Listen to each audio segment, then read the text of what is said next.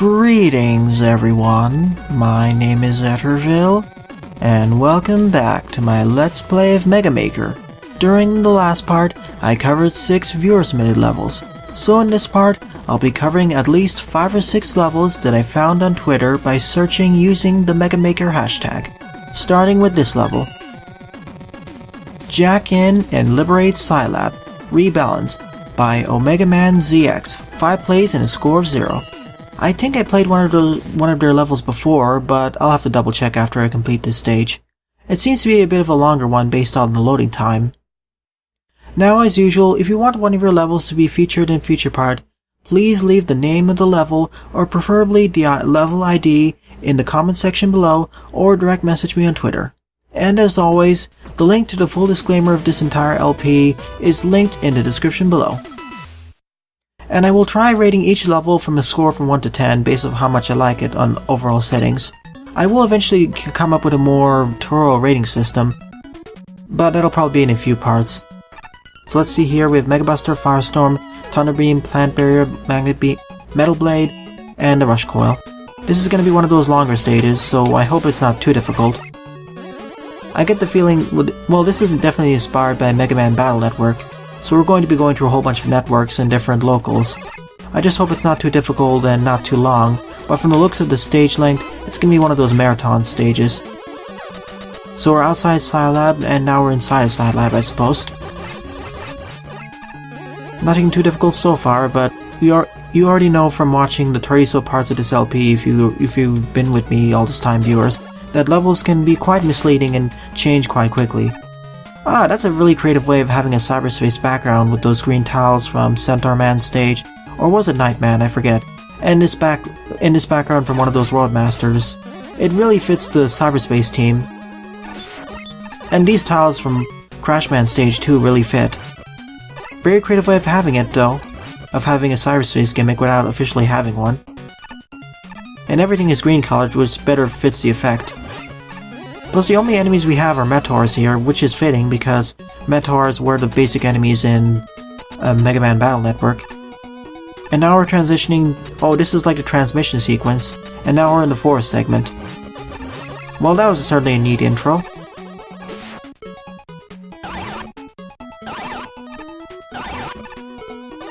Though I'm not sure if Gravity Man's team would be the best team for this type of cyberspace stage.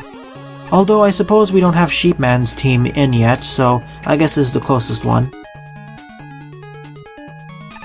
Still, personally my favorite cyberspace Roadmaster team would be either Daggerman's team from the Mega Man Super Fighting Robot, or, what was his name, Digital Man's team from Mega Man Dr. Wily's Final Attack. Although that team was basically the Mega Man Battle Network team for a Number Man.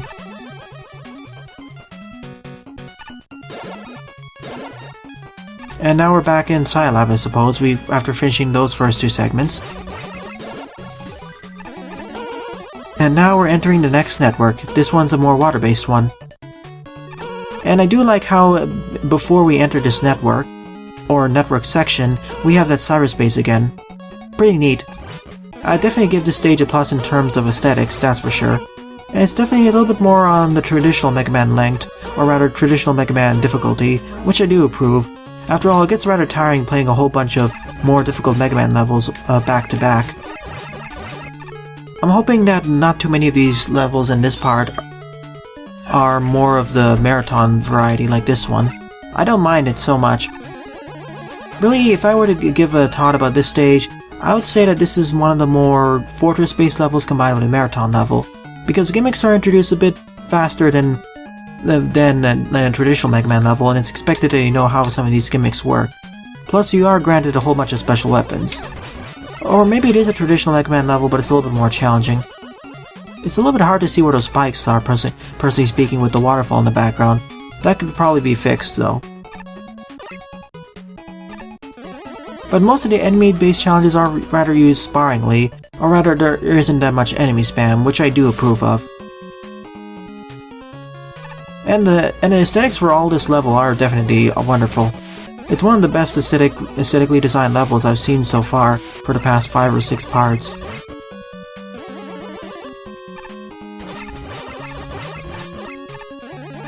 And the challenge progression is pretty fine. Like, we already had the introduction of the Shadow Man platforms earlier in easy environment, now we're doing it over spikes. And the checkpoint placement, or rather the life pickup and weapon pickup placement, is rather more on the generous side. Though the checkpoint placement's more along the lines of traditional Megaman stages. Okay, and because we ended the Waterfalls network, we're now entering the cyberspace entry of SciLab, and I see the teleports are used for the jacking out sequence. Also nice usage of the water to foreshadow that you entered and exited the network. Ah, and now this is foreshadowing that the next segment's going to be using a lot of Yoku blocks. Pretty creative way of showcasing that. I do approve. So now we're in a cyberspace segment with all these springs and spikes. And my jump button failed again. Let's see how far I may take. Okay. At least there's a checkpoint right at the beginning of each of these segments, which I do definitely approve of. Also, I do approve of the fact that these Yoku blocks are introduced in a relatively safe environment at the first instance. I take back my earlier statement that this is a fortress-based level where the gimmicks aren't introduced in a smooth fashion like a traditional Megaman level. They are, I just wasn't paying attention to the first 2 segments. So there's definitely more pluses to the developer there. And none of these challenges are too bad yet. That was me not paying attention. At the very least, each of these segments at least, or each of these networks, actually have a checkpoint right at the beginning, so it isn't too bad.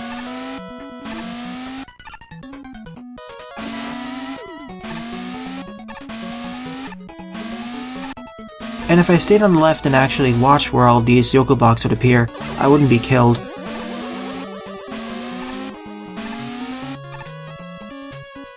Okay, I'm gonna wait here because I know there's a bottomless pit. Plus I don't have Rush Jet or Magnet Beam or any movement abilities, so I gotta be a bit more careful.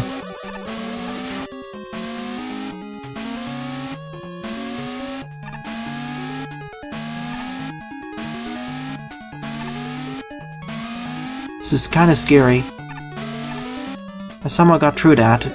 At least this network is a bit shorter because the developer did know that this is a harder one. Also, nice idea of putting the block counter on the top segment over there, indicating that what the time for each Yoku block is going to appear on. Really creative.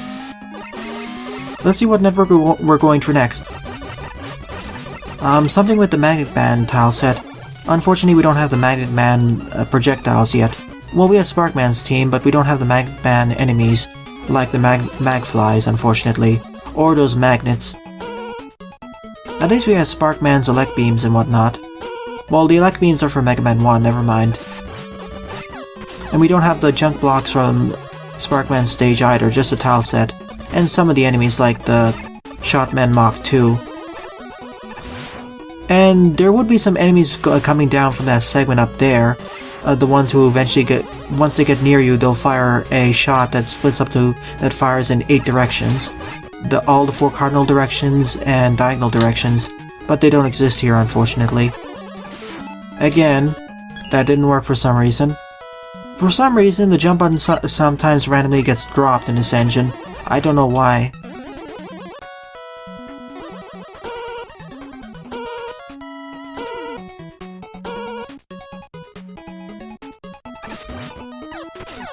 But definitely this is a well-designed stage, and for the aesthetics alone combined with other things, I would give this a 7.5 out of 10. It's a really above average to... It's a decent to mostly good stage, I would say. It's above average to decent. Mainly for the really smashing job done with the aesthetics. And nice challenge progression and design, as well as foreshadowing and introducing gimmicks and challenges. Many stages I've played so far haven't really done the job of foreshadowing challenges. They do introduce them, but not foreshadow gimmicks entirely like this stage does. So that's definitely a plus. I should be using my special weapons more. Oh, even more neat. I just realized this now. We have special weapons dedicated to as much as the 4 elements in Mega Man Battle Network as possible.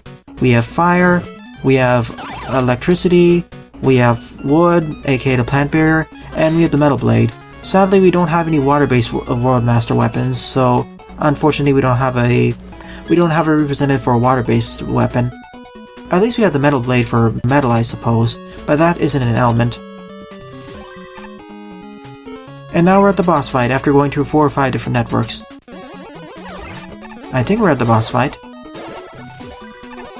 Or are we going to another segment? I suppose we jacked out of that network and now we're in SciLab. Okay, we jacked out of those 4 networks and now we're in SciLab proper, deep into SciLab itself, and now we're climbing into the central server or whatnot to shut it down and save it. Maybe SciLab has been taken over by Dr. Wily, the Dark Lloyds, or whatever else. And now we're entering the ceiling or tower segment of it. Very nice challenge progression of going through the network first, and now we're entering SciLab proper. The 4 different networks of SciLab, each with their own gimmicks and challenges similar to each of the network stages in Megaman Battle Network, and now we're entering the boss fight. Against Sparkman, of course. I would have preferred Sheepman or another boss, but this works. Let's see, what is his weakness? Of course, Plant Barrier, because just like in Megaman Battle Network, wood beats elect. This feels like a nice tribute and fateful re-rendition of the Megaman Battle Network stages or networks across that entire sub-series, remade in Mega Maker or Megaman Classic. So for that reason alone, I would definitely give this a thumbs up for the aesthetics and well-designed gameplay, as well as set of challenges. So I'll definitely favor this, aka download this. So wonderful job, OmegaManZX. Oh yeah, I did do their stage. I did Tropical Freeze. That was a bit more difficult, but I'd say this was they definitely improved upon their previous stages a lot. And this was the rebalanced version, so I suppose this one was less balanced. So smashing job, OmegaManZX. You're quickly becoming one of my favorite level designers.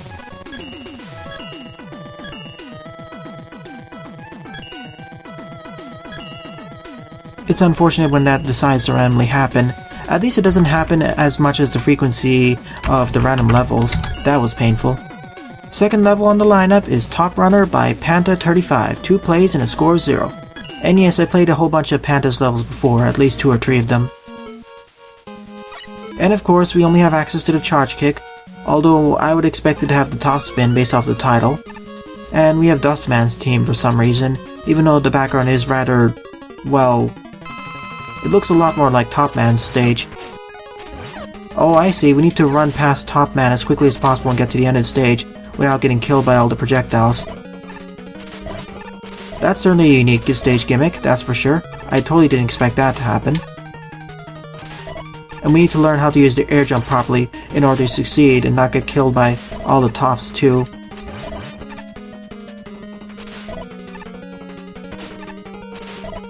Oh, of course, now we have these things to worry about.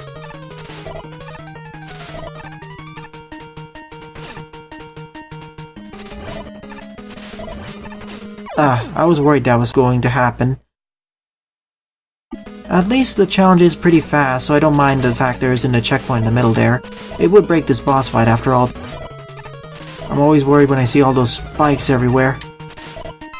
At least I have infinite usage of the charge kick, but even then, it's still kind of a pain. Okay, now I need to use the air jump properties in order to get above there. That's neat. Oh, and then I go into the teleporter. Well, the charge kick does prevent me from taking damage from most of these projectiles. I mixed up the properties of the charge kick with the top spin. Okay then, I don't know what happened there. When I went to the teleporter, Top Man suddenly decided to descend into the abyss and die. I guess I must have destroyed some blocks. Well, this was certainly a fun but quick special stage. It is kind of like a gimmick-based stage because you are forced to use a charge kick, and at the same token you're running away from Top Man. But thankfully, because the charge kick prevents you from taking damage from the top spin, from all those tops, it's pretty nice. Although you still need to be careful when doing air jumps, and being careful of when your charge kick ends when doing some of these precarious platforming segments. But even then, most of them aren't too bad. There are no spikes after all, or barely any spikes, so for that you get a thumbs up. I'll give this a 6 or 6.5 out of 10. Pretty fun, but I would like to see it taken further and see a more difficult version.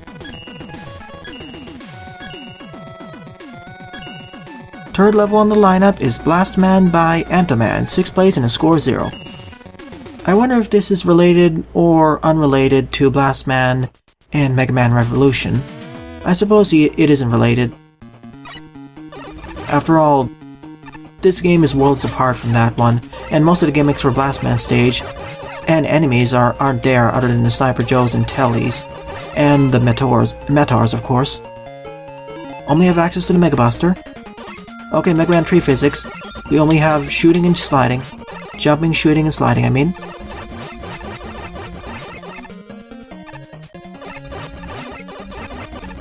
I wish there was an official name for these up and down platforms. Oh no. I hate these configurations of the platforms, especially if you get caught by the enemies here. You'll die because you'll get squished against the wall. Alright, let's try this challenge again, shall we? I destroyed the other beak over there so I wouldn't get trapped. Still, I feel rather uncomfortable doing that challenge, especially with the low ceiling and gap I have to slide through. That was kind of a jerk move putting that enemy over there, because you'll almost certainly get hit by it, unless you know it's there. Okay, it's a positioning-based challenge because you need to make sure you're not caught in the middle over there. This is one of those places where I really wish I actually had the ability to have special weapons or the ability to do charge shots, because some of these areas are rather precarious.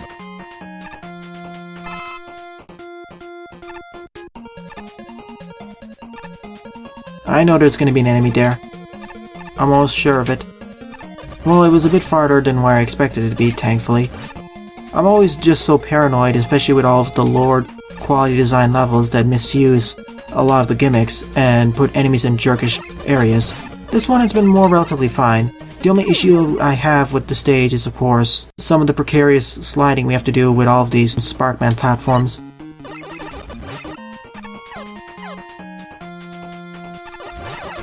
Okay, I'm back here. I died 3 times in the process. This is one of those stages where I really wish there was a checkpoint right over here, especially with how glitchy the Sparkman platforms can be. And this stage already wins the reward for being the most frustrating stage in this part. Specifically because of all those Sparkman platforms and being able to get or crushed against walls so easily. That's the main problem, and I wish there was a checkpoint nearby. Because of all the instant death that's everywhere and how easily you can get clipped through other things. That's another trend I've noticed about this engine, which I'm going to complain about more. In addition to the uncharitable spike hitboxes, you can easily get clipped through or dragged up by some of the objects into other things. You saw that in a few parts, 2 parts ago, with that Tunnel Snake stage, where Brightman or Sparkman inexplicably got clipped out. I got clipped out of the stage and almost died too. And this is also one of those stages where I really wish we had the charge shot, especially in the opening segment with all of those really durable hotheads. This is one of those places where a charge shot would be really helpful, or at least one special weapon that makes dealing with them a lot easier. I mean, the charge shot was one of the reasons it was built for.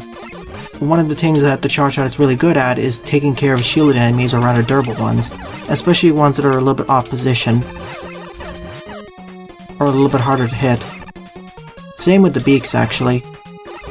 Otherwise it kind of slows down the pace of the stage where you need to stop and go and kill all of these hotheads, whereas holding the charge shot for all that time really extends the...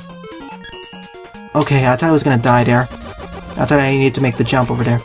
Because having the charge shot and holding it adds to the challenge, especially if you have the OmegaManZX charge shot, which dissipates if you can take a hit while holding it.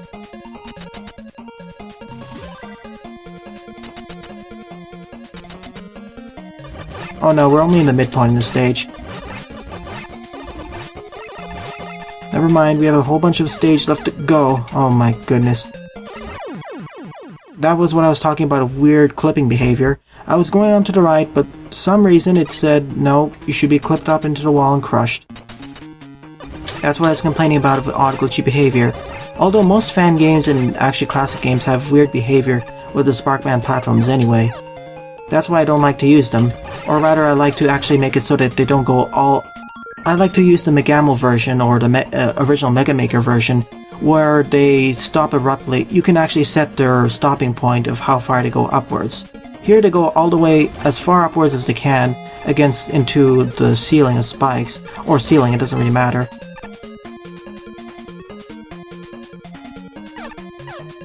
Being able to control that would be awesome. I thought I was gonna get killed by the spikes over there. Thankfully not. Okay, someone was able to glitch the shield attacker. I should have killed the shield attacker first. I'm always so afraid I'll get clipped into the bottoms. What? Oh, I forget, the hotheads deal a truckload of contact damage.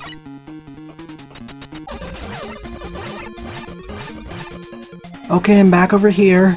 I died several times in the process, and, well, this is quickly becoming my least favorite level of this part, and most frustrating.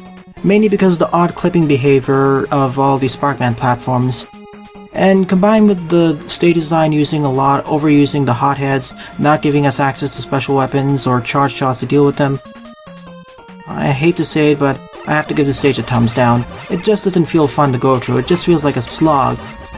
And with all the deaths, I don't feel like I'm in control, and I feel most of these deaths are happening because I'm not in control. It's happening for things out of my control, engine bugs, and bad level design.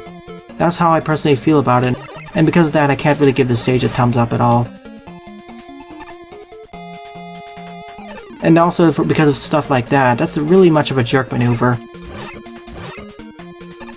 Because you can easily get crushed over there if you're not careful.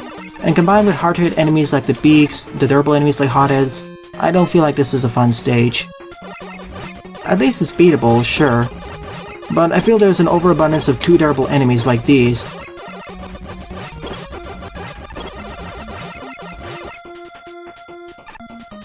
One of the instantaneous ways you can improve this stage is give a special weapon that can actually hit these enemies more easily, like the Elect Beam or such and such.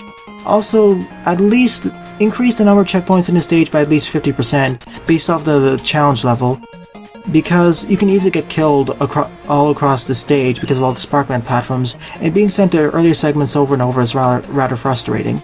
So having at least more checkpoints would alleviate that measure.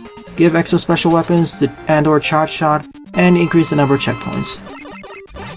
Okay, Sparkman boss fight, I'm not taking any risk. I'm just gonna have to do this the classic Megaman tree way.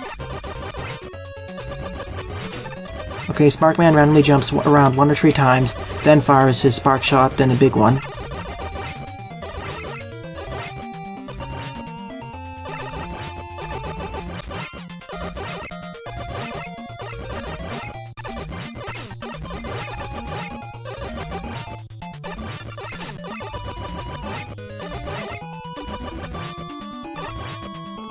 And that was the end of Blastman.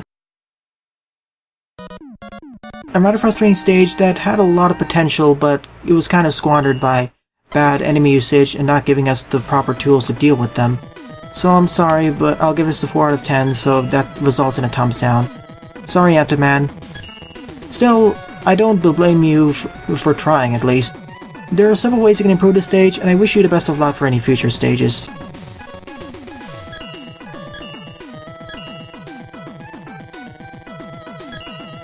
After that doozy of a level, it's time for Cave Story First Cave by DoodButt, 10 plays and a score of 3. Let's hope it's much less of a frustrating stage as the previous one was. Boy, that's going to require a lot of jump cuts. I don't remember hearing this team anywhere in Mega Maker before. I think this is Oilman's team remade in 8-bit. I never heard this before in Mega Maker, so that's nice to hear for a change. Oh, and as the title of this stage suggests, this stage is a remake of, or heavily inspired by, or a redone version of the first Cave and Cave Story. We're supposed to go left to get the extra heart tank, and of course here are the red flowers, which are replaced by spikes, of course. And instead of the heart tank, we have the or heart capsule, whatever it's called, instead of E-tanks. Well, close enough, I suppose. I'm going to the right because I'm doing it the same way I would play the original Cave Story, that is, go over here. And get sniped by that enemy. Thank you, game. And now back to... Over there I would get the Polar Star and actually be able to attack the bats.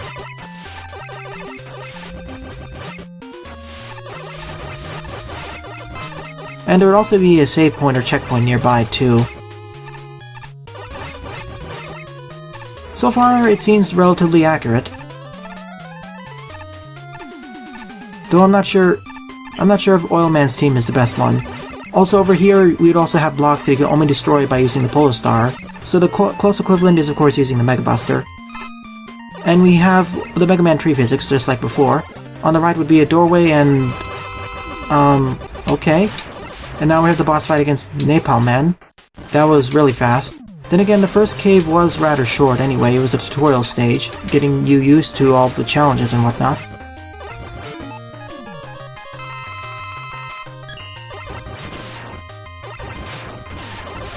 I'm just gonna face tank a lot of this. I have all the E-tanks necessary anyway.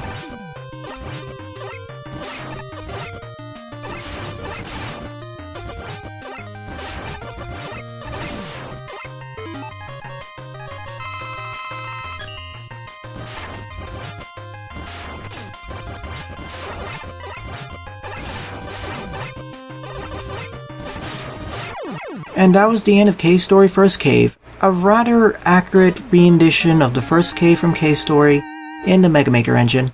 It was pretty nice, though it was rather short. So for that reason I'd give it a 5 out of 10, because there was not that much of a stage in the first place. Because the first cave was rather short, so I'll give this a thumbs up for being a rather accurate rendition, but not for being so much of a good stage. Maybe if DoodButt actually recreated the Mimiga village and some of the other caves, I would give this a thumbs up, or I would give this a higher rating. Alright, 5th level on the lineup is Frogs, Poles, and Toad by Panta35. 4 plays and a score of 1. So we have another level by Panta. Well, the reason for that is of course because I randomized all the levels that I found on Twitter. Unfortunately, I'm starting to run dry on the levels that were directly shared on Twitter, those being the level names or level IDs. It seems that people are more sharing the level IDs directly to the content creators and streamers. That's why I'm not seeing as much. In that case, I'll probably start sampling levels or taking them from other creators when they share it to other streamers and Let's Players like me. It's getting to the point where I can't find as many fresh ones. Okay, we have the Crash Bomber, Surf Snake, Rolling Cutter, Plant Barrier, Charge Kick. So it's gonna be one of those stages, I see. Oh goody, now we have spikes. Well, at least I had to damage tank that. Oh, we have to be a little bit careful here so we don't end up destroying the ground beneath us. That's neat. Thankfully we have other special weapons to deal with this threat. It's not necessarily the best idea to use the Crash Bomber all this time. After all, we may destroy the ground beneath us, so we can do more careful jumps, or of course we're going to switch to another special weapon that better deals with it. Oh, and we also have access to the rolling cut, the charge kick. So we can do stuff like this, if I actually time it correctly, and circumvent many of these challenges. Or go right straight to them, oh my goodness. Hold on for a second. Sorry about that jump cut. I ended up having to deal with some odd things that were happening. You either need to do a tight jump over here, or you need to use the charge kick in order to get across. Otherwise you'll embed yourself into spikes, because sliding over spikes only works if the spike is 1 tile wide, and you actually have you only have a 1 block gap. So there's a bit of force weapon usage here. But I don't mind it too much, because all the weapons here we have are special weapons. This is more of a gimmick-based stage after all, forcing you to use the Crash Bomb and other weapons that don't necessarily fire straight. Well, the Crash Bomber does, but it has the explosive characteristics that aren't always preferred. And now we have the water segment, of course.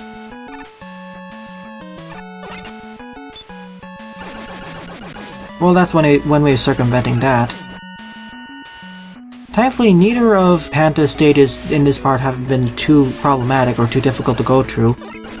The only stage that's been really difficult is, of course, Blastman's stage, and that was specifically because of engine glitches and bad enemy placement, or bad enemy usage placement, and abilities Megaman has access to. And can't forget, of course, all the Sparkman platforms. Also, great checkpoint placement. And even though there are whole groups of enemies coming at me at once, because I have infinite usage of the Crash Bomb, it's not too bad. It's expected that you'll have to deal with them using the Crash Bomb. But I do like it's used in interesting configurations, like we have all these Hammer Joes. Like, for example, once the Hammer Joes throw their hammers, they'll actually deflect where the Crash Bomb is. So that's certainly a nice, fun change and challenge.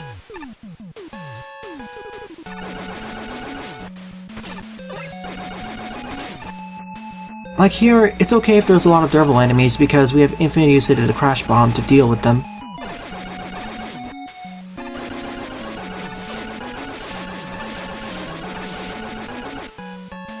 You're gonna be hearing this explosion sound effect a lot, it seems.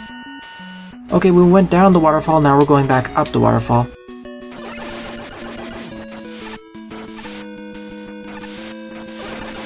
And we need to align ourselves with the water spouts, or water segments, so we can climb our way upwards. Or jump our way upwards. I didn't see the Hammer Joe over there. Definitely a very interesting stage, that's for sure. Especially the second half where we ascend upwards. And now we're in the facility, illustrated by all these Shadowman tile sets. This is one of those locations where using the Crash Bomb is a little bit more difficult, but at least the designer gave us access to other special weapons to mitigate that problem. Also another area where the Crash Bombs aren't necessarily the best option, because they're a little bit too far from the gumball machine. Now it's okay. Oh wow, I'm almost dead there. I'm going to use the plant barrier. I totally forgot I actually had that.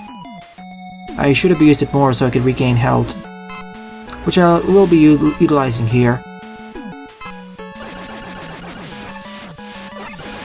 I'm not going to risk it, I'm just going to use the charge kick in order to get across. I'm not taking any chances, especially when the last checkpoint was a little bit farther away. Then again, this stage doesn't require as many checkpoints as something like Blastman, mainly because, well, it isn't as difficult as that stage. After all, the more difficult the stage, the more frequency of checkpoints there should be, unless you have a really good reason otherwise.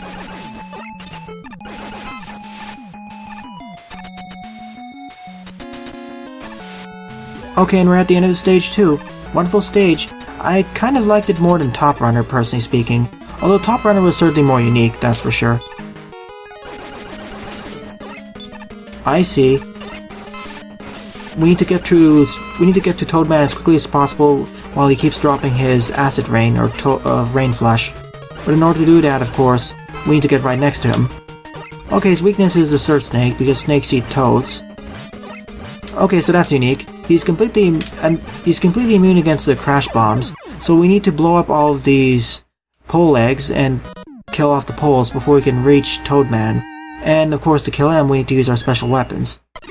This was certainly a fun stage, whereas the Top Runner was a more unique gimmick-based stage where you had to run past or run away from Top Man using the charge kick. This one was more of a traditional Megaman level combined with the fact that you needed to use the Crash Bombs. So I like this a little bit more, 6.5 out of 10. Alright, time for the last level of this part.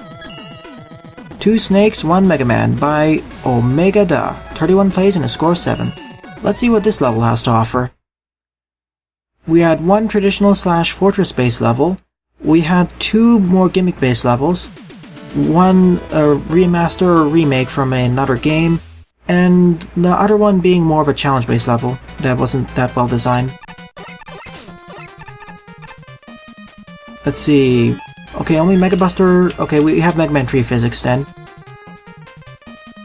Well, this is certainly a unique starting stage, or starting place. We're fighting all these enemies in tight corridors too. But thankfully, most of these are only one-shottable, so it isn't too much of a problem.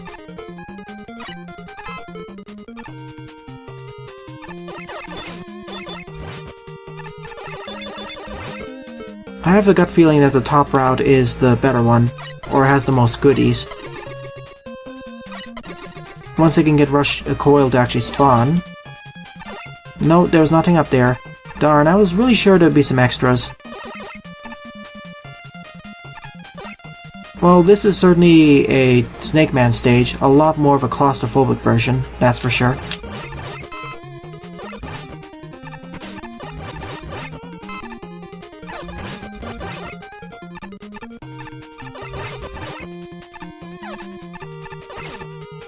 I'm damage boosting a lot here because most of these enemies are rather on the not so contact damagey side. A little bit of forced weapon usage with Rush Coil there, but nothing too much of a problem. Especially because we can grind off these enemies, and earlier there was that large weapon pickup anyway.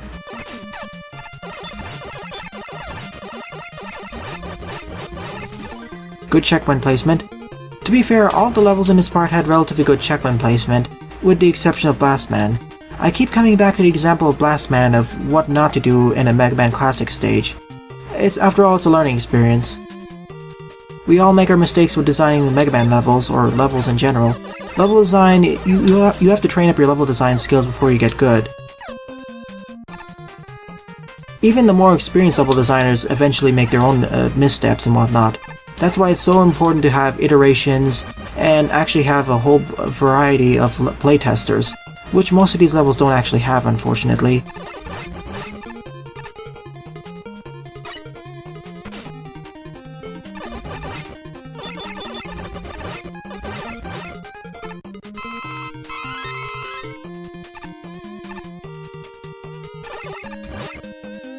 If there's one gimmick I would say about this stage, it's the fact that we have so many tight corridors using Snake Man's tile set, as well as Top Man's tile set.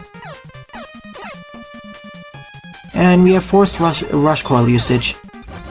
Well, having a more claustrophobic feel results in an interesting stage aesthetic and feeling, although it isn't as bad as other stages because there aren't that many really difficult to hit enemies, so it isn't too bad.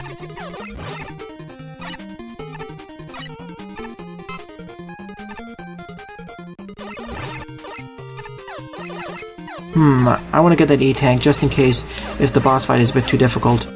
The only unfortunate part of this stage is the fact that Snake Man isn't a potential boss in the engine yet. That would have been a really nice way to end the stage.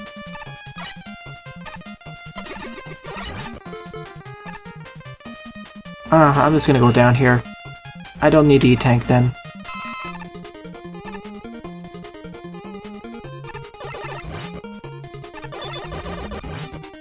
Alright, and I think we're at the end of the stage right now. This is certainly more along the lines of the length of a Mega Man Classic fan game, so about 30 screens long, but it was fine. Nice challenge progression, and it wasn't too bad, it wasn't too difficult, and challenges were introduced in a relatively nice fashion. Even though it was a more claustrophobic field, it wasn't too bad.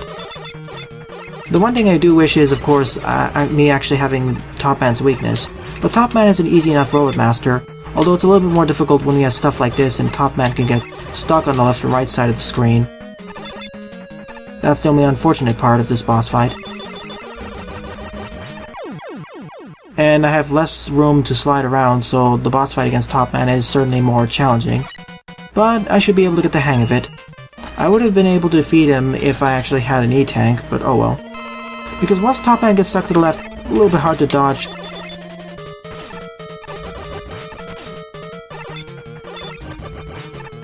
But when he's on the opposite side, sure, it's easy.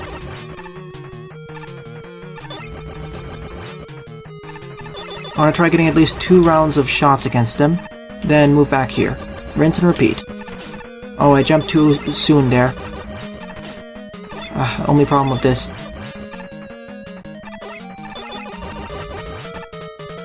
I gotta slide at just the right moment so I don't end up luring the tops in the wrong position. Even then, it's a little bit challenging to actually dodge everything, unfortunately.